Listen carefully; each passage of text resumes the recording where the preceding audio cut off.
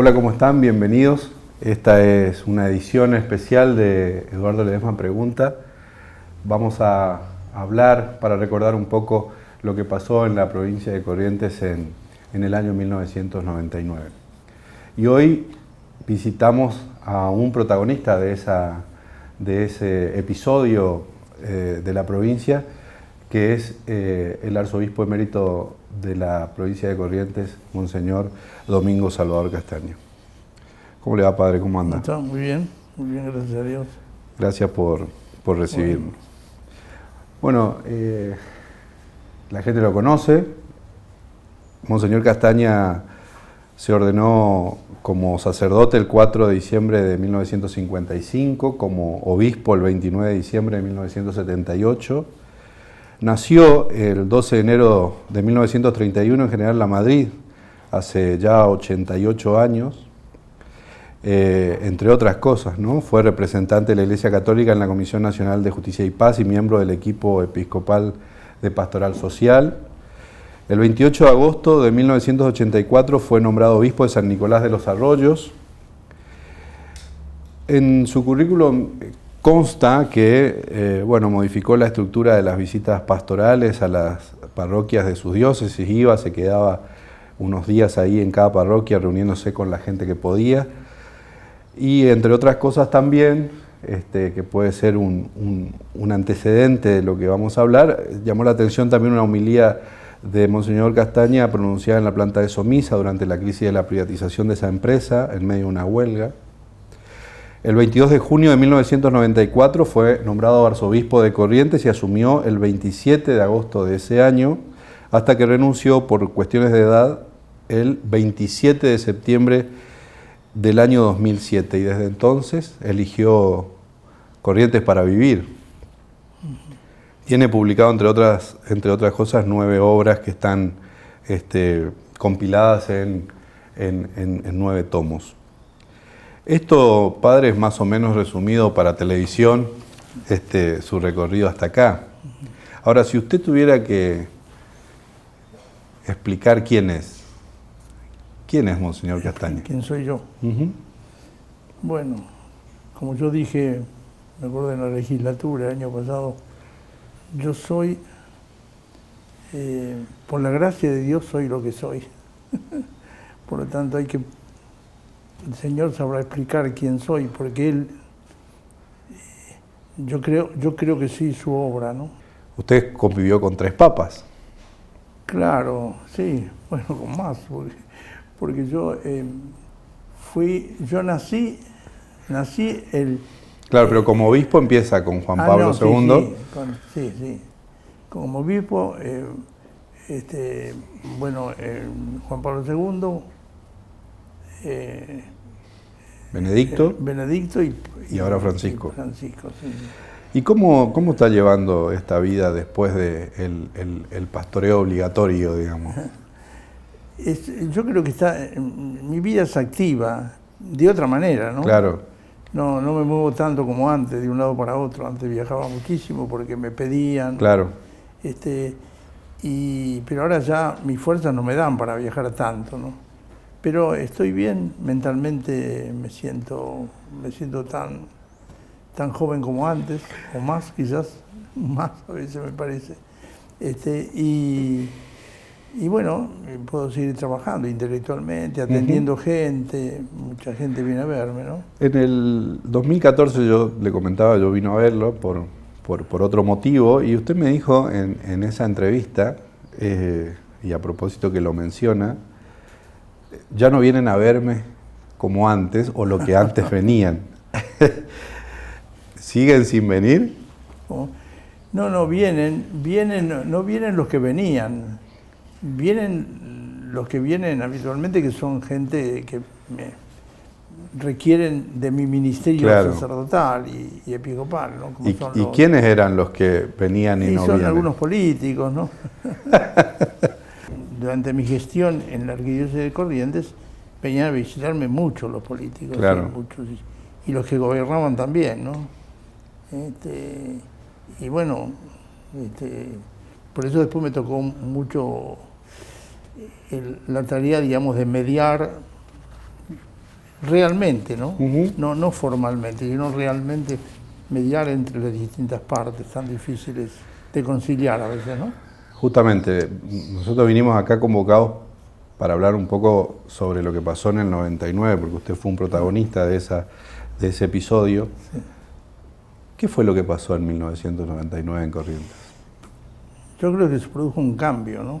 Un cambio que se está produciendo en todo el país. De alguna manera Corrientes ha sido un poco la que se anticipó. Siempre se anticipa algunas cosas que luego se producen a nivel nacional, ¿no? Ahí también, ¿no? Yo creo que aquí se produjo un cambio de estilo de gobierno también, ¿no? Por supuesto, es un país, una provincia con un gran porcentaje de pobreza tenemos, ¿no? Lógicamente. Y en ese momento a mí me tocó intervenir en favor de la gente, ¿no? Porque estaba padeciendo mucho, ¿no? Muchas privaciones, ¿no? Falta de trabajo, a veces un poco de inconsciencia por parte de aquellos que tenían que prestarle mayor atención a todos esos problemas. Entonces, el obispo se convierte un poco en la conciencia explicitada, ¿no? Claro. De las necesidades del pueblo, porque el contacto con el pueblo era directo y permanente. Claro, claro. ¿Usted cree que el despilfarro, las deudas, el clientelismo, incluso la corrupción, alcanzan para explicar lo que pasó en ese momento? Yo creo que también, ¿no? También se ha producido eso, pero no. Yo creo que en general hay un cambio de mentalidad que se produce casi naturalmente, ¿no? Porque el mundo está en evolución permanente. Por lo tanto, también nuestra provincia somos muy tradicionalistas, pero hasta muy ahí. Conservadores, pero hasta cierto punto. O sea que la cesación de pagos del Estado a sus empleados, a los proveedores, ¿es solo una parte, usted cree? Claro, es una causa, yo diría, es una causa instrumental inmediata. Ahí se produjo un poco una reacción popular. La gente acudió a mí y yo me puse del lado de la gente, acompañándolos sobre todo, ¿no? Y procurando que los que tenían que aportar soluciones a la gente cobraran conciencia de su responsabilidad, eso sí. Por eso se acercaban a mí. Lamentablemente, bueno, tuvimos una destitución de un gobierno constitucional en su momento. Se produjo un gobierno de coalición que tuvo una duración muy breve, y luego vino la intervención federal, con los cuales también tuve contacto permanente, ¿no? Yo creo que yo siempre cuento la anécdota, me parece importante contarla porque traduce de alguna manera cuál era mi mentalidad y cuál era mi comportamiento en ese momento. Me acuerdo, había 150 carpas frente a la Casa de Gobierno, en la Plaza 25 de Mayo, y cuando llegó Mestre, que era el interventor, vino a verme inmediatamente y me dice: Monseñor, si usted se pusiera, él sabía que la gente me escuchaba, ¿no? Se pusiera en el balcón conmigo para decir a la gente que levante las carpas, las levantarían. Y yo le dije: no, no señor, no lo haría nunca, jamás. En primer lugar, yo no me pondría en el balcón del palacio. Mi lugar es entre la gente, entre la gente. Y además yo no le diría a la gente que levante las carpas, ellos lo van a levantar cuando lo crea conveniente. Claro. Y hay que respetar la voluntad popular en ese sentido. Ellos lo van a ir levantando de poco a poco. En ese sentido fue muy respetuoso, me dijo: sí, tiene razón, señor, bueno, perfecto. Y así fue, ¿no? La gente fue levantando las carpas con el correr del tiempo hasta que no quedó ninguna. Pero era muy importante eso, decir: miren, mi lugar es entre la gente. Claro. No es frente a la gente. Ese es el lugar del obispo, ¿no? Claro. Del pastor. La gente quiere al pastor, pero quiere el pastor para ellos, como corresponde, ¿no? Toda la gente, ¿no? También los gobernantes son la gente, ¿no? Pero con responsabilidades, que hay que incentivar permanentemente, ¿no? Para que se ponga al servicio del pueblo, lógicamente. Usted dijo, lamentablemente hubo un cambio de gobierno constitucional. ¿No cree que una de las causas también es que la gente veía que el gobierno no lo ejercía el gobernador y que lo ejercía el intendente? Es decir, no lo ejercía Brayar Pocar, sino que lo ejercía Romero Feris. Es probable que sí, ¿no? Yo creo que eso desencadenó todo, ¿no? Porque en el fondo se produjo una cosa así, ¿no? Lógicamente que sí. Yo hablé mucho con Brayar Pocar, que me parece excelente persona, además, ¿no? Pero en ese momento estaba totalmente, claro, era el gobernador, en el fondo, por un partido concreto, promovido por una persona concreta que ustedes conocen bien. Yo no juzgo a nadie, ¿no? En ese sentido, ¿no? Pero me acuerdo que habló mucho conmigo. Yo le decía, señor, usted tiene que independizarse. La oposición, lo que le está pidiendo, se reunieron en mi casa la oposición y ellos y el gobierno durante 3 días consecutivos y no llegaron a un acuerdo. Yo le dije, bueno, ya se acabó esta instancia que le ofrecí yo a ustedes, ¿no? Ahora tienen que resolverlo donde corresponde, que es en la legislatura, todo esto. Y yo le decía a él, ¿sabe lo que le está pidiendo? Que se separe de una persona concreta, ¿no? Y usted gobierne usted con sus posibilidades y con sus limitaciones, claro, lógicamente, ¿no? En ese momento le decía, no, a mí no influye nadie, bueno, está bien. Pero finalmente se produjo la destitución, se acordó muy bien el juicio político. Y la solución no fue la mejor tampoco, porque el gobierno de coalición no llegó a ser exitoso, de tal manera que tuvo que producirse una intervención federal. Claro. De hecho, también por su participación, la Iglesia fue muy atacada en esos momentos. Bueno, sí, claro. Todavía sigue. Mi imagen dice que yo soy el culpable de la caída de un estilo de gobierno y de un gobernante. Perdón, ¿quién dice eso? No, alguno dice.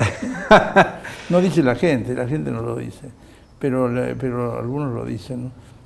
Pero yo digo, no es así. Yo no volteo gobiernos. No es mi misión esa, mi misión justamente es edificar al pueblo de Dios, que es otra cosa. Yo creo que ese gobierno, eso se desmoronó solo, por debilidades internas, se desmoronó solo. Levantar la voz en ese momento también era muy complicado, claro, no solamente con la Iglesia, digamos. Claro, era curioso porque yo lo hacía siempre desde el Evangelio, tenía las alocuciones dominicales que se reproducían en los periódicos, en los 4 periódicos todas las semanas. Los lunes salían casi en primera plana, ¿no? Sí. La gente la leía en las carpas, me decían. Claro. Usted sabe que leen sus alocuciones. Vamos a volver ahí, porque ese es un punto saliente, digamos, de su ministerio, pero no solamente la Iglesia era atacada por lo que decía, obviamente que también la prensa estaba muy condicionada, pero también había ataques a dirigentes políticos y en algún momento aparecieron pintadas que decían, bueno, curas traidores, muerte al arzobispo. Muerte al arzobispo, sí. ¿Cómo vivió todo eso usted? Yo con mucha paz, con mucha serenidad. Yo recuerdo bien, después de mi homilía en la catedral, que yo quise hacerla yo. ¿Se acuerdan los docentes? Una manifestación de los docentes, pero una milla que pidieron ellos. Y dije la homilía, que es una homilía no agresiva contra nadie, en persona. Yo jamás mencioné personas, sino simplemente ir sentando principios fundamentales, ¿no? Al día siguiente, yo estaba en mi despacho y viene la secretaria y me dice, monseñor, dice, está el frente del arzobispado pintado, muerte al arzobispo, ¿no? De manera que el intendente de ese momento vino a ver, me dice, usted no va a pensar que fuimos nosotros, señor, me dice, ¿no?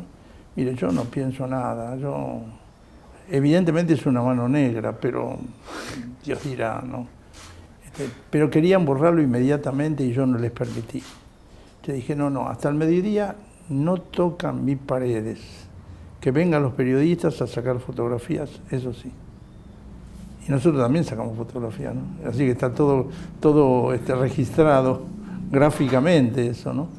Y también la catedral, curas traidores, todo en grafitis negros, ¿no? Así que fue una reacción, no sabemos, yo no quiero, ni sé de quién es. Si usted me pregunta, no sé quién es. Puede ser de los que todos piensan que es, que no sé si es, o de los enemigos de esa persona o de esas personas que querían desacreditarlos a ellos, ¿no? También se puede dar, ¿no? Todo es posible. Sí, ¿no? todo es posible. ¿Pero supo usted al final o no? ¿Cómo? ¿Quién fue? ¿Supo? No, nunca supe, no, ni quise averiguar tampoco. La multisectorial definía al gobierno en ese momento como un régimen que no respetaba las instituciones democráticas y que impedía incluso la justicia independiente y lo acusaba de violar los principios constitucionales y republicanos de la división de poderes. Era una crisis, digamos, muy No sé muy si así profunda. tan expresamente lo decía, pero por toda el contenido que son bien evangélicas además, Uh-huh. los principios estaban ahí, ¿no? Y por ahí se daban de cara a cara con las realidades que había que corregir, lógicamente que había que corregir, y se corrigieron, gracias a Dios, ¿no? No digo que sean perfectos, nadie es perfecto, ¿no? La democracia misma es perfectible, ¿no? Claro. Y sí, yo me acuerdo de eso, incluso digo, cuando terminó su periodo Ricardo Colombi, el primer gobierno constitucional después de la intervención, los periodistas me preguntaron, yo fui a la toma de posesión de Arturo. del que lo subió, de Arturo. Entonces, Monseñor, ¿qué me dice usted de esto? Digo, yo estoy contento, ¿sabe por qué? Porque un gobierno constitucional sucede a otro gobierno constitucional. Claro. No digo que sea mejor o no mejor, no interesa eso.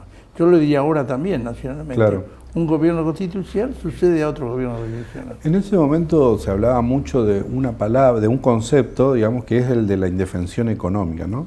Pero a mí me da la sensación, por todo lo que usted decía, escribía en sus homilías, que la indefensión era multidimensional, digamos, ¿no? El pueblo estaba indefenso en muchos aspectos, no solamente en el económico. No, lógicamente. Yo creo que había, por ejemplo, pero eso es de vieja data, no es de ese momento, ¿no? Es decir, un pueblo que estaba empobrecido cultural y económicamente, ¿no? Y también en cuanto a la salud, en cuanto a la educación, lógicamente, ¿no? Y por lo tanto, un pueblo está pidiendo a gritos, señores, atiéndanos, porque el soberano es el pueblo. Claro. ¿No? ¿Qué recuerda del 17 de diciembre? ¿Qué estaba haciendo usted cuando le es comunicado que empezó la represión en el puente? Yo estaba en el obispado, ¿no? En ese momento, y bueno, enseguida intervino, ¿no? Y vino Litoral, me sacaron una edición especial esa tarde, ¿no? Me acuerdo que me trajeron una vez, hace poco tiempo, claro, cuando se cumplió 50 años, me trajeron aquella edición. Claro, el diario Litoral, para la gente, ese día, el 17 de diciembre, saca lo que sería a este momento la última edición vespertina, una edición especial, con la frase de Monseñor, con una frase de Monseñor como título, que decía, paren por Cristo. Sí, sí. En el texto, permítame leer, en el texto, usted pedía, porque se hizo una nota con una exhortación suya, pedía el cese de lucha y un reclamo para que Mestre, que fue el designado interventor de la provincia en ese momento, se haga presente de inmediato con los fondos suficientes para reparar la injusticia cometida contra el pueblo bueno y empobrecido hasta el hambre y la miseria. Sí, sí. Esas son palabras mías. Sí, exactamente, esas son palabras suyas. Sí, sí. Claro, están registradas, todo eso está registrado. Después se hizo una publicación, ¿no?, de todas mis alocuciones del año 99, un tomo, ¿no?, que se presentó públicamente. Está agotado ese tomo, lo editó la arquidiócesis misma, ¿no? ¿Pero qué le pasó cuando le dijeron están reprimiendo? Y bueno, yo procuré mantener serenidad. Estaba pensando, tengo que ir yo allá, vamos allá. Me dice, no, que decía un momentito acá, hasta que se calmen los ánimos, dice, ¿no? Pero estaba el gobierno de coalición también, que no alcanzó a resolver el problema ese, ¿no? Por eso se produjo lo que se produjo. Claro. ¿Se acuerda? Se cortó el puente. Yo me acuerdo que el día anterior yo estaba en Buenos Aires en una reunión del episcopado y me vine esa noche en avión, el día anterior, porque dice, mira, ya está, que arde todo. Bueno, me volví en avión y no pude pasar por el puente. Fue la prefectura a buscarme, porque llegaba el avión, claro, a Resistencia. ¿No? Me trajeron por el río y gracias a Dios, porque a la mañana siguiente se produjo lo que se produjo. Claro. ¿No? Claro. El correntinazo, digamos popularmente, tuvo héroes, villanos, que el correntinazo, como se conoció después, tuvo héroes, villanos y mártires. Hay dos mártires, claro, ¿no? ¿Usted puede hacer esa categorización? No, nunca la quise hacer. Es profeso, ¿no? Yo sí, me acuerdo de la gente buena, que se comprometió, que se arriesgó también, ¿no?, a estar junto a la gente, ¿no? Eso sí, mucha gente, gracias a Dios. No, un pueblo nuevo, nuestro pueblo es un pueblo heroico, ¿no? Ha sido, siempre, ¿no? Y también en esos momentos, es decir, cuando los momentos se vuelven más críticos, el pueblo saca esa reserva formidable que tiene adentro, ¿no? Claro. Que es su heroicidad, su capacidad de sacrificio y hasta dar la propia vida, ¿no? Usted mencionó antes, ¿no?, que bueno, nosotros tenemos una herencia hispánica muy fuerte, somos conservadores, somos católicos, somos profundamente religiosos, reverencial con nuestros ancestros, la familia, la propiedad incluso. Ahora, dice usted, el pueblo dijo basta en ese momento, pero ¿qué cambió con el 99? ¿Usted qué observa que ha cambiado en la matriz social de Corrientes el año 99? Yo creo que si los hombres no cambian, no cambia nada, usted sabe muy bien. Lo único que se ha cambiado fue, pasamos a un Estado de Derecho, por lo menos, ¿no? Legislativamente.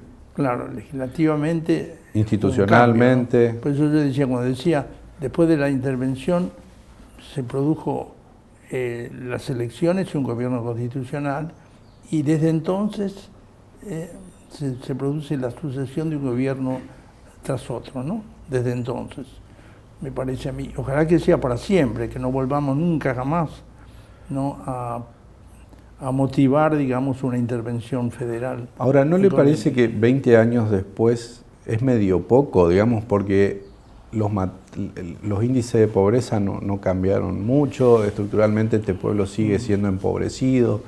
En el 2004 ustedes en el Congreso Eucarístico decían este fue un pueblo históricamente empobrecido y robado. Claro. Siempre cuando el pueblo está empobrecido es porque fue robado, ¿no? Siempre, ¿no? Yo creo que hay responsables siempre, ¿no? No los únicos responsables. Es difícil determinarlo con nombre y apellido, ¿no? Porque siempre detrás de cada nombre hay todo un movimiento, hay un grupo, digamos, que son responsables de ese malestar o de esa pobreza del pueblo, ¿no? Lógicamente. Por eso yo digo, yo siempre llamaba la responsabilidad a todo el mundo, a todos, sin excepción. Pedía un cambio de corazón, para que todos, desde el cambio, produjeran una historia distinta, nueva, ¿no? Que pusiera al pueblo, digamos, en en su situación mejor, que el pueblo sea protagonista de su propia historia, de su propio destino, como corresponde, ¿no? Que el pueblo tenga capacidad cada vez mayor de elegir a sus representantes, por ejemplo, ¿no? Claro. Yo a veces le temo un poquito, digamos, a un pueblo, digamos, que está debilitado espiritualmente, a través de prebendas y Claro. tantas cosas. No sé, como usted sabe muy bien. Digo, nosotros queremos un pueblo libre, ¿no? Un pueblo libre, formado, que sepa elegir con responsabilidad a sus dirigentes el día de mañana, ¿no? Y respetar esa elección del pueblo. Ahora se la respeta también, lógicamente, pero legalmente, ¿no? Claro. Ahora, ¿libremente? ¿Cómo? ¿Usted cree que elegimos libremente? No, yo creo que no, porque libremente es cuando uno se capacita para elegir, ¿no? A veces yo creo que hay se ha producido de tiempo atrás, ¿no? Una especie de incapacidad de elegir libremente. ¿Por qué? Por falta de elementos culturales suficientes y espirituales como para poder hacer un discernimiento responsable, a nivel social, cultural, político. Yo creo que ahora, eso también, digamos que sigue una lógica de a alguien seguramente le conviene, ¿no? Y que eso siga así. De hecho, le iba a preguntar sobre esto. ¿Usted qué cree que pasó con la conceptualización del 99? ¿No tiene la sensación de que después del 99 eso se convirtió como un tabú y no se habla del tema? Yo siempre me quejé de que se olvidaran tan pronto, sobre todo aquellos que tienen que recordarlo, ¿no? Claro. Yo creo que fue un acontecimiento. Yo, cuando el año pasado, cuando me distinguieron como ciudadano ilustre, lo hicieron motivados por el 99. Claro. Está en los fundamentos, digamos, de la presentación y después también de la elección, ¿no? La primera vez que escucho que se recuerdan el 99 como un momento importante en la historia. Y tuvieron que pasar 20 años casi, ¿no? Claro, 20 años pasaron casi. ¿A usted qué le cambió el 99? ¿Cómo? ¿A usted qué le cambió el 99? Y a mí me hizo ver las cosas de otra manera también, ¿no? Yo aprendo mucho de la gente, ¿no? Del pueblo. El estar muy en contacto con ellos y ver sus posibilidades, sus limitaciones, sus pobrezas, sus necesidades, ¿no? Me ayudan a descubrir también lo que hay que hacer por ese pueblo, ¿no? ¿Usted cree que puede ocurrir otro 99? Es difícil poder... no tengo... Yo creo que puede volver a ocurrir, no el mismo, pero puede volver a ocurrir si nosotros no asumimos las responsabilidades que nos corresponde en este momento, ¿no? Porque el pueblo tiene una especie de ondulación a veces, pero también de pronto tiene una gran depresión en todo sentido, ¿no? Y hay reacciones del pueblo. Algunas reacciones motivadas por los violentos del momento, ¿no? Hay gente que se dedica profesionalmente a la violencia, ¿no? Sabemos. Una cosa es una reacción popular y otra cosa es la violencia de los violentos que por estilo de vida, se dedican a violentarlo todo, a embarrarlo todo, decimos nosotros habitualmente, ¿no? Hay una gran diferencia, ¿no? Un pueblo que de pronto reclama dignamente, pacíficamente, como lo hizo Corrientes en aquel momento, porque fue pacífico. No rompieron un vidrio en ese momento, por lo menos, fuera de ese encuentro lamentable del 17 de diciembre, ¿no? Que ahí me parece que se le fue de la mano aquello que tendría que controlar la cosa. Pero en general, todo ese año, que fue un año difícil, donde quedó paralizado todo, las escuelas, todo, no se rompió un vidrio. Es importante eso.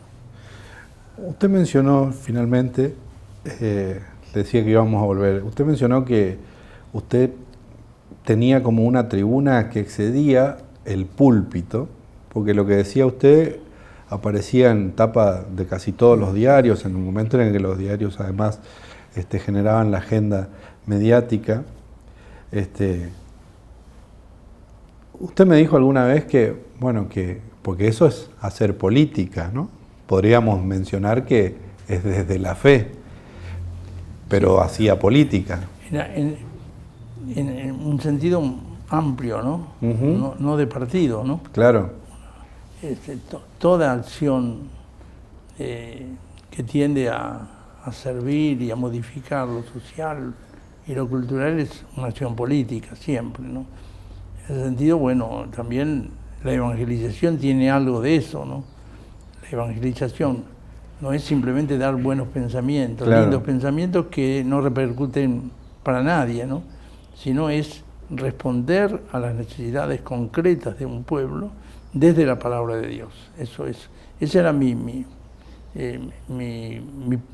preocupación y mi ocupación era esa, ¿no? Responder desde la palabra de Dios a las necesidades de un pueblo concreto, en situaciones en las que se encontraban en ese momento, ¿no? Por eso digo, de alguna manera, para algún sector de la población podríamos haber sido un aguafiesta, ¿no? ¿Extraña eso? No extraño, ¿no? Porque bueno, ya fue un momento de la historia, es un momento de mi historia también, ¿no? Claro. Mi historia está unida a la historia de la misma gente, por lo tanto, no extraño, ¿no? Y ahora si haría lo mismo, claro que haría lo mismo. Incluso con más experiencia que antes, ¿no? Por supuesto que sí. Yo soy consciente de que hice lo que debía en ese momento. Soy consciente, plenamente consciente. ¿No se arrepiente de nada? No, de eso no. Yo creo que tenía que haberlo hecho. Si no lo hubiera hecho, sentiría ahora un cargo de conciencia. Porque la gente necesitaba a su pastor en ese momento. Y gracias a Dios creo que lo tuvieron. Creo que lo tuvieron, sí. Muchas gracias, padre. Con mucho gusto.